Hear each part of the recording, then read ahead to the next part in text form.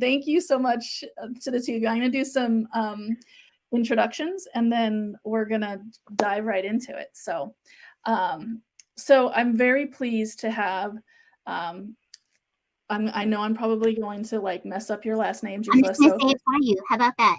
Okay, wonderful. Jhumpa Bhattacharya. It's not as scary as it was. Oh, it's actually fairly phonetic. Wonderful. Okay, I'm so happy to have you here, Jhumpa. You are from the Insight Center, and you have done amazing work around specifically this idea of narrative change and thinking about how do we talk about people living in poverty, how do we talk about the racial gender implications of that, this kind of racist and misogynist nature of many of our systems. And you've also more recently partnered with Mayors for a Guaranteed Income and published a report late last year that really talked about pilot work as inherently being narrative work. And so really excited to have you here for us to be able to start to talk a little bit more about that.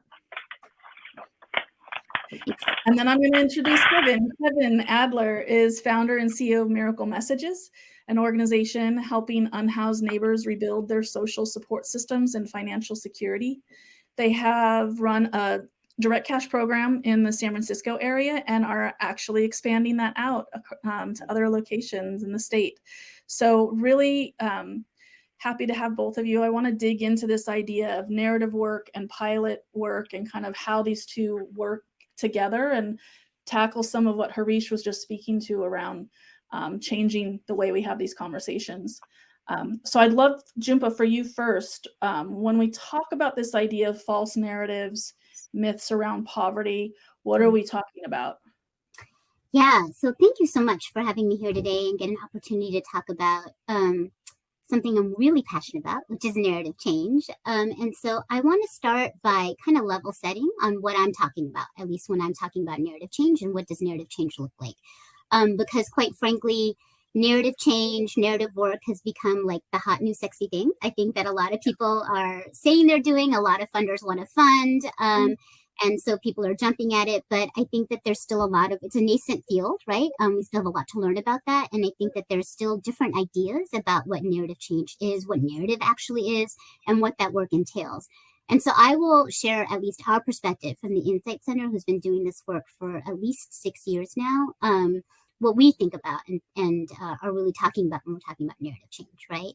So narratives, let's talk about a definition. What is narratives? So narratives, I like to think about narratives as kind of the deep kind of mental models or cultural frames of references that we have in the United States, right? And these mental models, these cultural frames guide our policymaking, right? Guide kind of who we see as fully human, who we don't, who we see as deserving, right?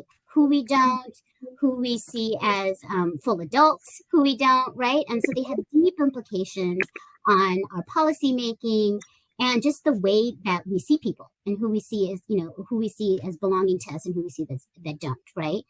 And it's really important to acknowledge that the current narratives that we have that kind of run our institutions and all of our systems are deeply anti-Black. They're based on the patriarchy and sexism and xenophobia, right? And so we have really, really racist and sexist narratives of people that impact, again, who we see as fully human and who we see as deserving, right? And so when we're talking about narratives about poverty, right? And a really good example, let's say, of a narrative around poverty is the bootstraps narrative, right? So this idea that anyone can kind of come to America, you can pull yourself by your own bootstraps and you can have the American dream. You too can be a billionaire if you want to be, right? That is an example of kind of a long-standing narrative that we have in America. So when we're talking about poverty and the narratives that we have around poverty, there's a couple that are really that are withstanding, that really get in the way of passing transformative policies like a guaranteed income policy, right? Like having an expanded social safety net, like, unfortunately, keeping the child tax credit permanent, right? And so the first one is when we accept poverty be a natural thing. We think poverty should be there. And when actually that's not true. Poverty is a policy choice. It is a political choice. If we did not want to have poverty, as we saw with the CTC expansion, how that did actually eliminate childhood poverty by 30%, by just that one simple policy, we were able to do that, right? So if we wanted to, we could eliminate poverty. We just have to build the political and the public will to get us there. And that is what narrative change is about. It is about changing, again, who we see as deserving, who we see as fully human, in order to pass the types of policies that we want possible, right? Another myth that we have around our narrative, that is a false narrative around poverty, is that it is something wrong with the individual, right? It is people's faults that they're poor. They made bad decisions. They just don't know how to save. You don't know how to act right. Like, you name it, right? And we reframe this as toxic individualism. So it's really like looking at the person and trying to change people's individual behavior versus looking at the systems and the institutions that are all around them that put people in the places that they are, right? And so a lot of people call this personal responsibility. We've reframed it to be toxic individualism, because we do believe that people have some sort of responsibility to themselves and people do make decisions, but that is not what makes them poor, right? That is not what makes them not have access to wealth. There's actually a very complex set of systems and institutions that lead people to experience and be in poverty, right? And until we can understand that, until we diagnose the problem at a systemic level, we're going to continuously get these individual solutions and we won't get to the systemic. And I will say, by design, we aren't getting to the systemic, because that would then force us to have to grapple with anti-Blackness, racism, sexism, xenophobia, all the different ways in which people are not seen equal in this nation. And our lawmakers, quite frankly, believe these things, right? They believe these really terrible narratives that are based on anti-Blackness now, that impact all kinds of people of color, different people of color, right? The myth of the welfare queen, the myth of the deadbeat dad, right? These are narratives that are out there that, again, prevent us from having the types of policies that we know we need in order to live in a truly just and equal society. I want to just share a couple of things, because I'm obviously having problems sharing my screen, but I wanted to share, I had intended to share this one piece from our community that I think is a really nice framework for what you're speaking to. So this survey, we asked people what motivates you to do the work in the fight for basic income. And 72% of folks, they could choose up to two answers that are kind of their most personal kind of motivations. 72% are motivated by a desire to work on economic justice and around these intersectionality. 65% are motivated on because they recognize that basic income can address some of the 21st century problems that we're starting to face. And then 18% are excited about an opportunity to do good, just kind of the feeling that comes with like the direct action that is offered in our community. So I think that so much of what you're speaking to is held in that first data point of how are we seeing and experiencing the manifestation of racism, misogyny in our economic systems, and how is that impacting ourselves? How is it impacting the people we love? And a desire to kind of roll up our sleeves and dig into that. So I'm so glad that you're here to name it. And then also, of course, at some point we're going to talk about like how can we do better together in this. And, one thing I would challenge folks on is that I love that people are motivated by desire to work on economic justice. I don't think this is just about economics. It's also about racial justice, right? And I think when we talk about it as an economic justice issue by itself, it allows us to move into the it's class, not race argument. And that is another narrative that I think they're so intertwined. We cannot ignore race or gender, quite frankly, in these conversations. So I just had to say that. I'm sorry. Oh no, don't apologize. In those Venn diagrams, they're basically completely overlapped. And I think recognizing that is, absolutely critical. Well, I would love to get Kevin in on this conversation. And so, you're founder of Miracle Messages. I'd love for you to talk a little bit about what you do, what your work is, but also I imagine that based on the community that you are kind of working closely with, you are probably facing a pretty significant and pretty regular kind of false narrative, that kind of construct of deservedness in particular with your community. So I'd love to hear a little bit more about that as well. Yeah, thanks, Stacey. And Jhumpa, nice to meet you. It's a pleasure to be on this panel together. So I'll share a little bit about miracle messages and then maybe how it intersects with narrative. So miracle messages, I started just over 7 years ago. We help people who are experiencing homelessness rebuild their social support systems and their financial security. I had an uncle who was homeless for 30 years. He suffered from schizophrenia, lived on and off the streets of Santa Cruz, and was found deceased at the age of 50. But I never thought of him as a homeless man because he was just a beloved member of my family. And after he died, I started thinking, everyone I walk by in San Francisco, that's someone's son or daughter, that's someone's brother or sister, that's someone's somebody. And I got this question on my heart that has really guided this work. I'm background as a sociologist, a social entrepreneur, and I had this question, which was, why do you see your uncle in such loving, warm terms, but you see people experiencing homelessness not as people to be loved, but as problems to be solved? Mm-hmm.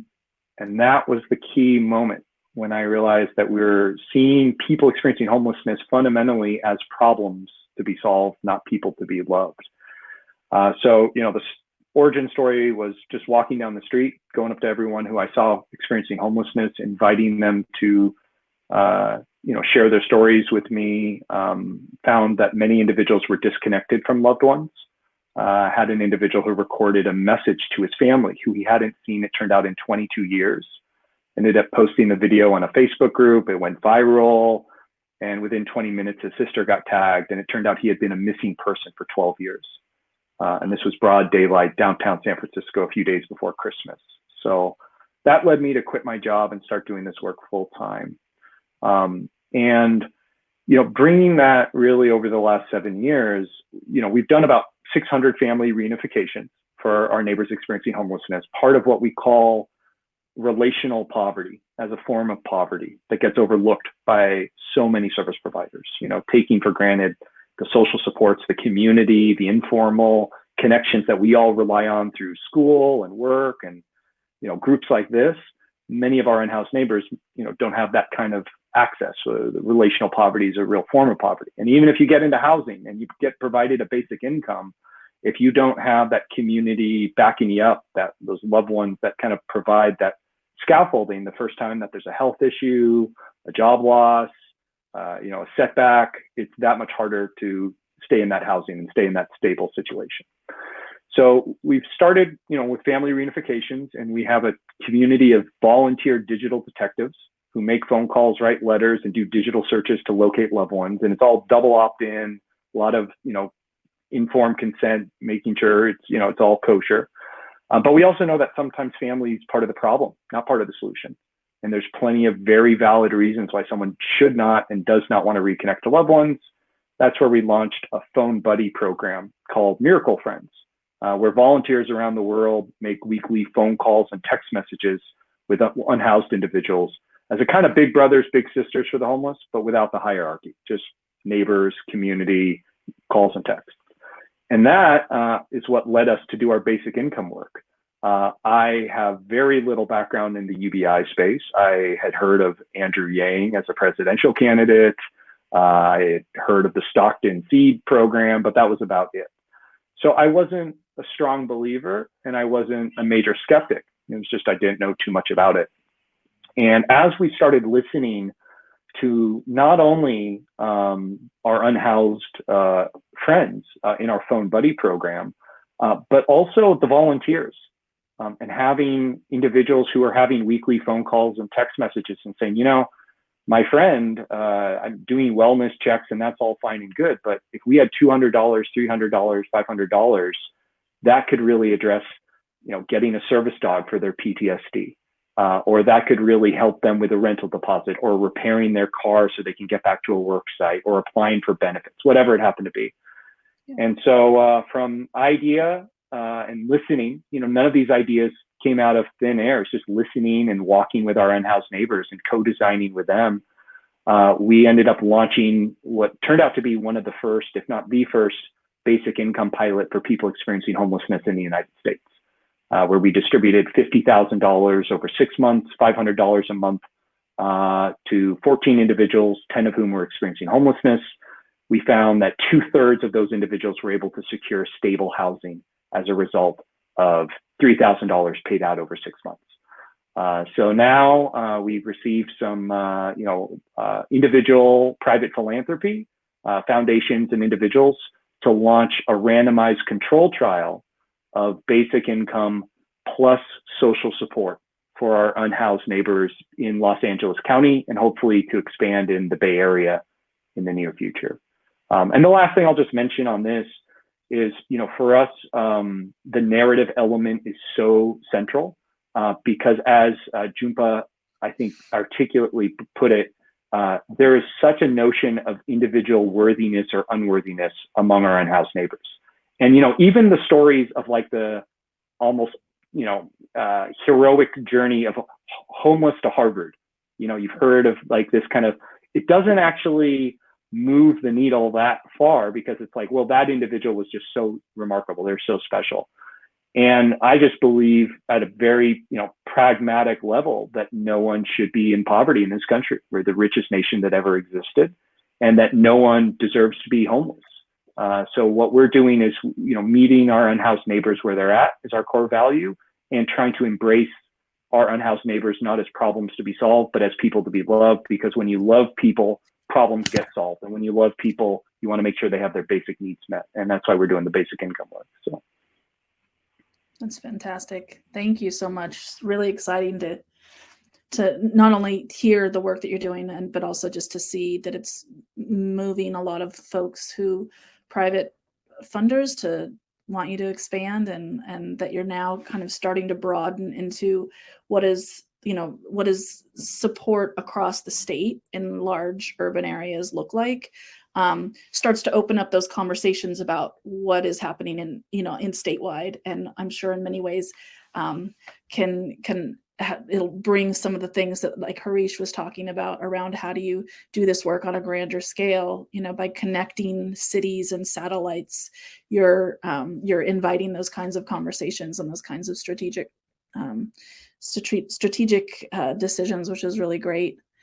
I'd love to understand a little bit from you, Jhumpa, around how do we, when we started to touch a little bit on this around uplifting voices and storytelling and those kinds of things, but what is your perspective on how we actually dismantle these myths, these tropes that are really in many ways getting in the way? We know when we saw, what happened with the child tax credit, and Senator Mitt Romney being very vocal about worrying about people, if you give them cash, they're going to use it for drugs, or we should have work requirements around this because work is the way that we can understand if somebody is deserving and has value. And all the way to some of the community, when we were looking through in Oregon and Representative Witt's piece of legislation, there were several people from across the state had submitted testimony. And a lot of the testimony in there was even people who are living in poverty who have internalized these, to significant degrees, saying it's hard for me. Why should we be taking care of transitioning foster youth? We should all be working for what we get kind of idea. So what are your thoughts on how we do that, and what's the role of pilots in there? Yeah. So it wasn't just Mitt Romney, right? It was also Senator Manchin, who's supposedly a Democrat, oh, right? Sorry, Manchin. Sorry. Yes. Sorry. Well, Romney probably said it too. I'm sure they all said it, right? And all of the including Romney. Work requirements and people spending money on drugs. I'm positive he said that in the past as well. But yeah, I mean, this is part of it, right? Is these narratives are deeply held across political beliefs, across race, across gender. My own people. There's so much work to be done around narrative change, and it's a long endeavor. It's not something that tomorrow is going to. Now we're going to all of a sudden have a new narrative, right? So I think first and foremost we have to understand that true narrative change work takes time. And we are talking about changing perspectives and cultural frames and like deep-seated what people think are truths that have been embedded for centuries, right? And so it's going to take time, and it's going to take a confluence of things. So I think storytelling is certainly a part of it, right? It plays an important role, but it can't be the only thing. Because honestly, if storytelling was the only thing, I think we would have had a permanent CTC by now. Because I actually think people did a really, really good job, as you said, of folks talking about how this extra cash, or this cash that was really theirs, I mean, it was really a forward of the tax payment that they would have, refund that they would have gotten, right? And a more larger amount. And we expanded who can be eligible for it, but it's like we're just giving them a monthly benefit of a refund that they may have gotten. What they did with it, right? And nobody said that they went and bought drugs and wine or whatever. They talked about how they could afford childcare. They talked about how it saved their lives. It helped them put food on the table, keep their lights on. And so that was really important, but clearly that's not the only thing that needs to happen. So I think first and foremost, we have to come to an agreement that we have these really awful narratives that are based on anti-Blackness, racism, xenophobia, and sexism. Like, we don't have agreement, I don't even think, in this space, right? So there's work to be done around that, like even within our people, right? There's work to be done around that. There's also, I think, not just naming what the harmful narratives are, but then what are the actual narratives that we want to tell? And that can only come when we're doing deep work at the community level, talking to those who have been the most marginalized, right? Talking to Black women and asking them, what do you want? When you're talking about care, what does care mean to you? When we're thinking about a care infrastructure, when we're talking about paid leave, when we're talking about cash support, what does your life actually look like, right? Because we have very racist and sexist ideas about what that is, and we don't know the truth of lived experiences, right? So we need to bring those to the forefront and humanize people, like Kevin was talking about. I mean, so much of this is we have dehumanized folks because that's the way I think we as human beings have been able to deal with the fact that there is poverty, that there are people that are living on the streets. These are actual human beings. And we have done so much to desensitize ourselves from that, that I think we need to really take a hard look and like be more real about the ways in which, again, racism and sexism and anti-Blackness specifically plays such a huge role in our politics and gets in the way of building both the political and the public will for something like this, for a guaranteed income, a national policy or even a statewide policy. And I think the role that pilots can play on this, what I love about guaranteed income, I like to call it, it is a policy and narrative disruptor, right? Because what are you doing? You are giving people no strings attached cash and telling them, we trust you to make the best decisions for your family on how that can be spent. Now, if that means for you, mama, if you need to go buy a 6-pack of beer or a glass of wine or go get a massage 1 month for your sanity, kudos to you. We are not telling you that you cannot do that. If that means putting food on the table, fantastic. If that means paying for childcare, fantastic. But we are not going to regulate because we know that you know what's best for your own mental health, for your family's mental health, and what's best for you. We are so concerned about what people in poverty do with money, and we're not concerned with what shareholders do, right? No one is asking, hey, when y'all got this extra cash as a shareholder on a corporate board, how come you have 4 yachts instead of 1? No one is asking that question, and that drives me nuts, right? But we're so concerned about how the single mom who knows how to budget very well, right, to ensure that she has food on the table and the lights on and a roof over her head. And you know what? So what if she wants to go with her money? She should be able to do that. So we have to kind of get out of this mindset that we have to control people who don't have access to wealth because they don't know what to do with it. They do know what to do with it. We just have to get comfortable with it, right? And let them make their own decisions. And I think like what this pilot, I think what we need to do is understand that we need to have a consensus around our North Star. Our North Star should be some kind of federal policy. And so in order to get there, what we know we need to do is change our narratives around who is deserving, right? And who is not. Because if we don't, we're going to continue to come up with these same kind of tactics, the same thing that we saw with the CTC. Oh, people are going to spend it on this or that, or, oh, people need to work because they need to prove that they're worthy. All of these things when there are real reasons why people cannot work, should not work. Care is work, by the way, right? Taking care of an newborn, taking care of an elder, that's work. We have very racist and racialized ideas about what work is, right? And sexist ideas about what work is.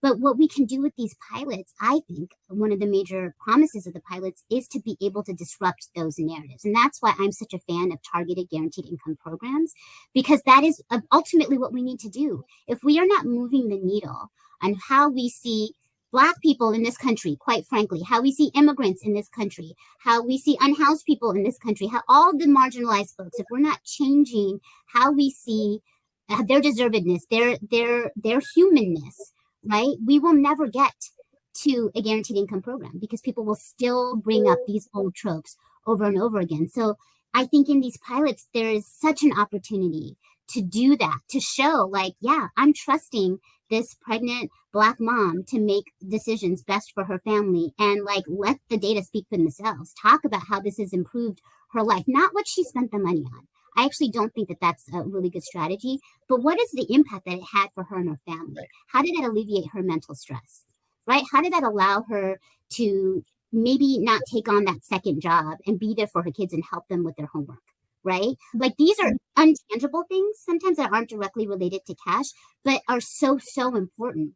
We say we're a country about family values, and we're a country, that believes in being there for family, but like we don't necessarily step up to the plate in our policy in order to let people be able to do that. So, I mean, I think that it's a really big missed opportunity if we don't use our pilots to do this deep-seated narrative change work on who we see as deserving and who we don't. Hear, hear. Yeah, I think one of the things that we've seen as we've been doing more and more work with pilot organizations as well is that there's the recipients or participants in pilots, but there's also the community members that are excited by or curious about about the pilot that's happening, and that opportunity to start to engage with some of this unpacking of our stuff that can be even broader than what we think of as kind of the community of a pilot. And I think that's just a really important piece as well, and for folks in the nonprofit space, partner organizations that are helping support the work. We all are bringing this to the table. We've been in lots of conversations with elected officials even who have said, like, we wanted to give money to this organization that works with homeless youth. And when we did that, we said it needs to be no strings attached, just give it out. And they said, don't give us the money. We don't trust young homeless folks with cash, and it's like, it's deep in all of us, right? It's not them, it's not this, it's that all of us space. And I think that's exactly what you're tapping into. Is it's not easy work, but it's the most important work that we can be doing as humans.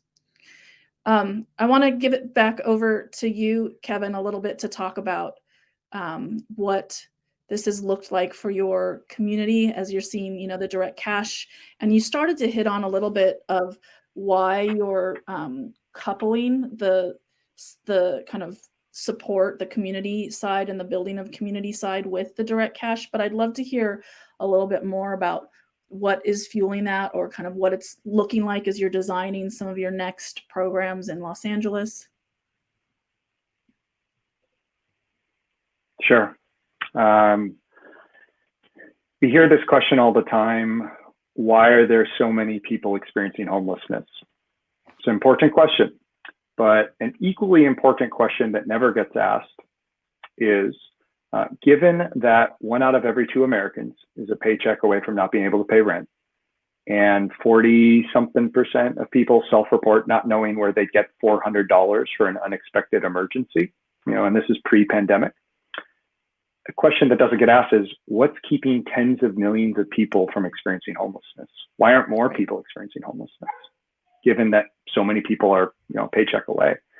And what we found is family, friends, community, church, synagogue, mosque, informal economy is making up, the social capital is making up the difference for so many unhoused neighbors. And it's a testament to the resiliency and grit in so many individuals who are marginalized in this country by the systems that they're not currently experiencing homelessness. And when we look even in San Francisco at successful exits from the shelter system, 60% of people who go from the shelter system to housing in San Francisco, it's as a result of family or friend reunification, 60%. And this isn't even a prioritized policy. Right. So I just don't believe that there's a silver bullet. I think basic income is a basic human right, and no one should live in poverty. But once we achieve this, and we're going to achieve it, what then? Is that going to address every single issue? And I can tell you, it's, for me, I asked 2 questions in college talks I give or speaking engagements, and I'll just put them forward right now, kind of in a rhetorical sense. So first question, raise your hand if you care about the issue of homelessness, right? Hopefully every hand goes up. My hand's up, all of your hands are up. Second question is, raise your hand if you currently know someone who's experiencing homelessness. You're friends with them, you're in a relationship with them. Mm-hmm. And if you can't raise your hand on that question, that to me is the problem. And always we ask that question, but a couple hands go up, even though every hand was up before. We're not in a relationship with each other. We don't know each other. And so, I have a lot of privilege as a, straight, white, Christian male, where I can generally give people the benefit of the doubt and not feel necessarily, threatened, walking down the streets. But when I met people experiencing homelessness, even with an uncle, the first person I met who was homeless, I was holding my keys in my pocket as a weapon, mm-hmm. afraid of whether this person's going to lunge at me. I'm not proud of that story. That's not but that's where I started.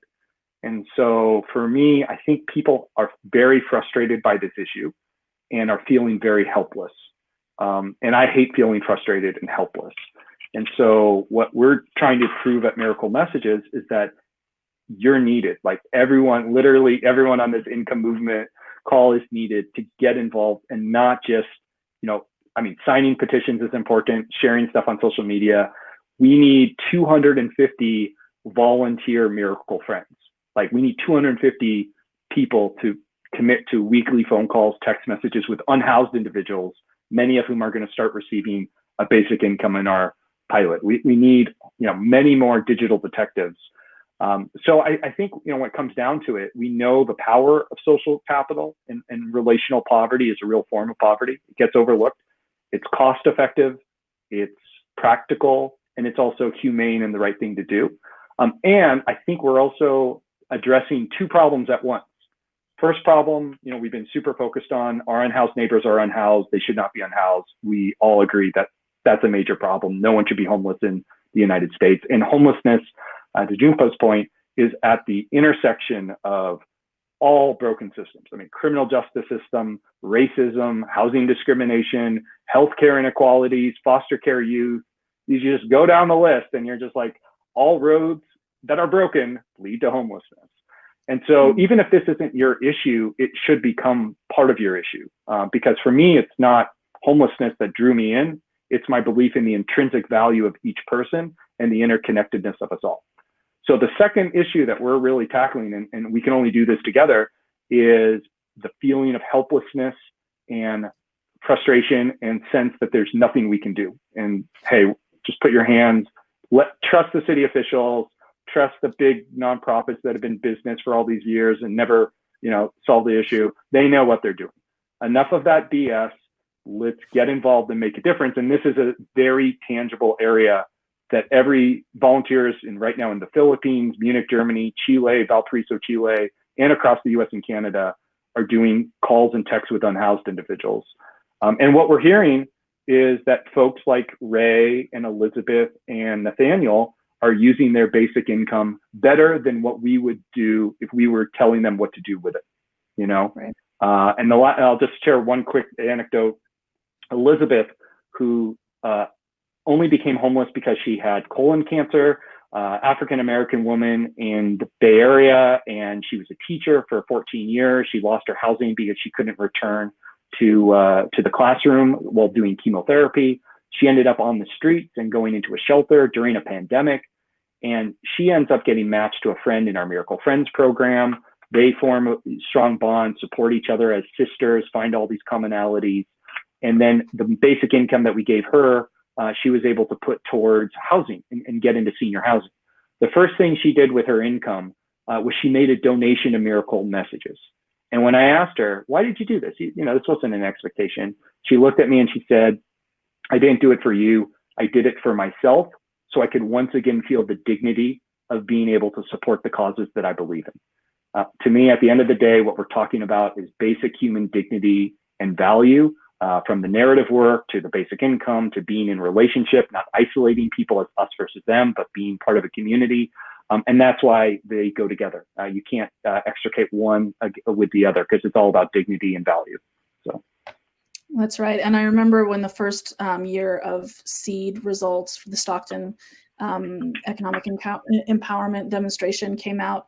It wasn't necessarily a direct, immediate result of the data, but they talked about how the kind of ripple effect, the families, the individuals who are receiving the money, that ripple effect of what it means if one person is doing a little bit better, their ability to spread that around in ways that maybe you wouldn't even really think of, but like maybe somebody doesn't have to work that extra shift and they can be like childcare for the kids on the block, so the parents don't, so that the parents of the kids on the block don't have to pay out of pocket for that. Now all of a sudden you have a mechanism by which to improve the lives of actually dozens and dozens of folks through something as straightforward as direct cash, where they know how to use it in the ways that are going to be most impactful for themselves, for their families, and for their community, which is really just profound and beautiful, and a part of the work that I think is happening as we're growing pilots and also growing kind of the stories, the data, the information, whether it's qualitative, quantitative, all of those things that we're starting to understand even deeper.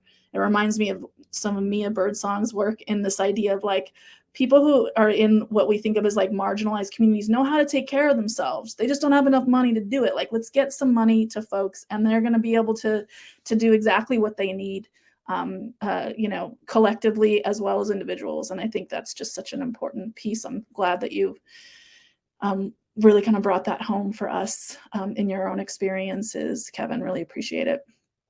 So we're about 5 minutes over, and I want to be really thoughtful of everyone's time because it is, later in the evening for certainly, especially those on the East Coast.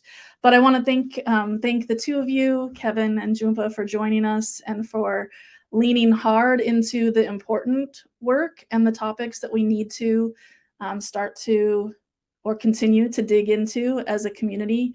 And also a thank you to Representative Witt and Representative